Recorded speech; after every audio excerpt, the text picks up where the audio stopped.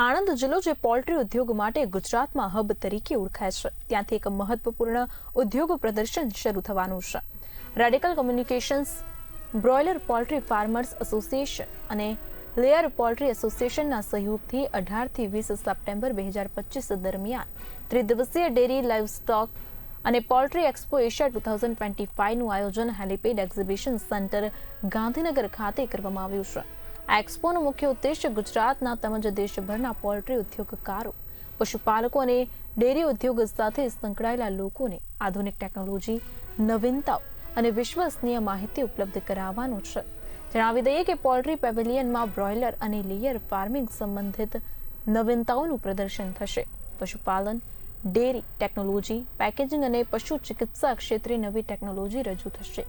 Live પશુ પ્રદર્શન અને સ્પર્ધાઓ દ્વારા ઉચ્ચ ગુણવત્તાની પ્રજાતિઓ દર્શાવવામાં આવશે. ત્યારે DLPE એશિયા 2025 માત્ર ઉદ્યોગ પ્રદર્શન નહીં પણ કૃષિ અર્થતંત્રના સર્વાંગી વિકાસ માટે એક પગથિયું છે. નાના ખેડૂતોથી લઈને મોટા ઉદ્યોગ સાહસિકો સુધી દરેક માટે આ એક્સપો સંવાદ અને સહયોગ માટે સક્રિય માધ્યમ બનશે.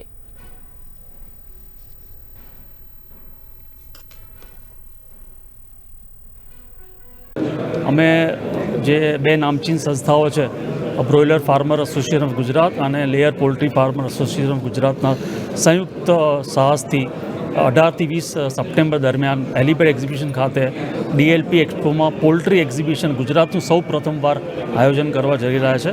ટોટલ આ પ્રદર્શનમાં 275થી વધારે કંપનીઓ પાર્ટિસિપેટ કરશે અને સ્પેશિયલી લાઇવ સ્ટોક અને પોલ્ટ્રીની વાત કરું તો 80 થી 100 કંપનીઓ આ પ્રદર્શનમાં ભારતની નહીં પણ આખા વિશ્વમાંથી આ પ્રદર્શનમાં ભાગ લેવા જઈ રહી છે.